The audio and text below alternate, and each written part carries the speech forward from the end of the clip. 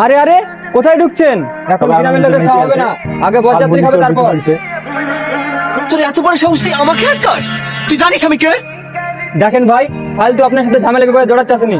বাড়ির মালিক বারণ করে দিতে, আপনাকে ভেতরে ঢুকতে দিতে পারবো না। কে যুগ? আরে কিছু না চাচা, বলিস এখন বরযাত্রী কাছে পরে ঢুকতে, তার লিগে এরম। আরে কাকে কি বলছো? এটা আমার বড় জামাই। ও আগে বললেই হয়। ও আসলে চিনতে পারেন।